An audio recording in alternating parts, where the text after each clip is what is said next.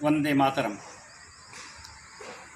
हरियाणा लोकमत YouTube channel के सभी दर्शकों, मित्रजनों को बहुत बहुत नमन। साथियों, मैं फिर भारतीय संस्कृति, हरियाणवी लोक परंपरा से संबंधित एक विषय को लेकर के आप सभी के समक्ष उपस्थित हूँ।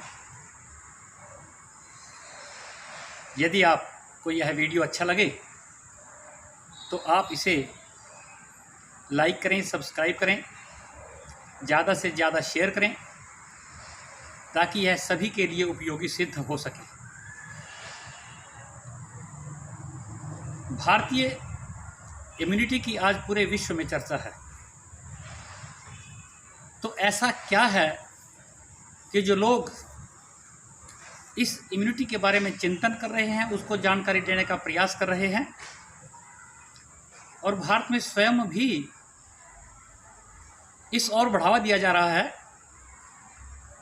कोरोना वॉरियर्स को, अनेक गणमान्य लोगों को, प्रशासनिक अधिकारियों को और सत्ता पक्ष में बैठे लोगों को इम्यूनिटी डोज आजकल दी जा रही है।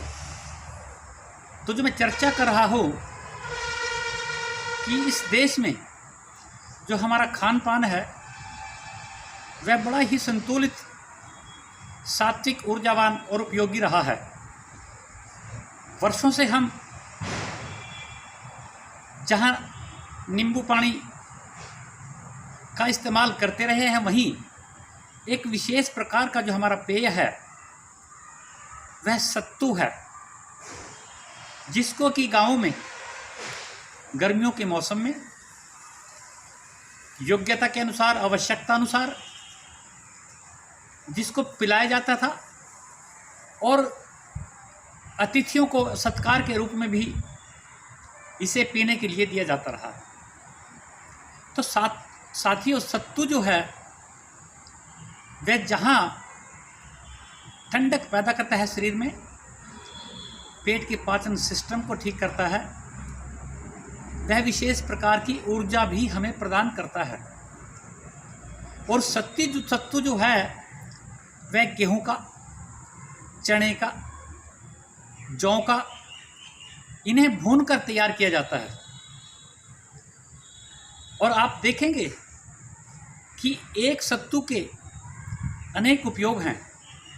अगर हम जौ के सत्तू की अगर हम बात करें तो यह शरीर के मोटापे को कम करने के लिए बड़ा उपयोगी है, क्योंकि जौ जो है वो लेखन कार्य करता है, और सत्तू को स्वयं में पीने के बाद भी काफ़ी समय तक भूख नहीं लगती, जिससे जो खान पान का हमारा सिस्टम थोड़ा कम होता है और उससे हमारा मोटापा भी घटने लगता है। ऐसे ही चने और गेहूं से तैयार सत्तू वह विशेष प्रकार की ऊर्जा देता है, शरीर के लिए बल कारक है, शक्ति प्रदान है। और ऐसे ही गेहूं के सत्तू में भी इसी प्रकार के अनेक गुण विदित हैं। साथियों, हम सत्तू को तैयार करने के लिए ये जो चीज़ें मैंने बतलाई हैं, गेहूं हो, चना हो, जौ हो, पहले इनको भूना जाता है। फिर पानी के गिलास में अच्छी तरह आप पुदीने का सत्तू, नींबू रस, मीठा बनाना चाहें सत्तू को तो मीठे का, शक्कर का प्रयोग कर सकते हैं। पहले जो राब तैयार की जाती थी उससे तैयार होता था। जहाँ ये खाने में, पीने में स्वादिष्ट लगता है, वहीं आप पीने के बाद एक प्रकार की जो विशेष ठंडक जो पैदा होती है शरीर में, वो बड़ी ही संतोषजनक रहती है। इसीलिए ज़्यादातर इसका गर्मियों में उपयोग किया जाता है। हरियाणा में भी इसका उपयोग होता है, परंतु बिहार और उत्तर प्रदेश में तो वहाँ एक परंपरा के रूप में, एक रिवाज के रूप में भी सत्तू का इस्तेमाल किया जाता है। तो आज हम सत्तू के बारे में जो चर्चा कर रहे हैं, इसलिए कि यह एक इम्यूनिटी को प्रदान करेगा।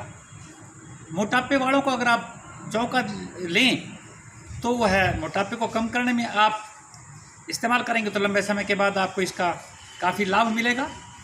अगर कमज़ोर हैं, शक्तिवान हैं, तो गेहूँ चने का सत्तू आप प्रयोग करें।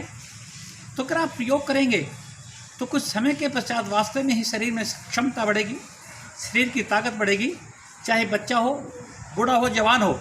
लेकिन एक चीज़ का ध्यान रखना चाहिए कि ज़्यादा लंबे समय तक का प्रयोग नहीं करना चाहिए, और आवश्यकता हो तो आप अपने चिकित्सक की, बुज़ुर्गों की भी सलाह लेकर के कर सकते हैं।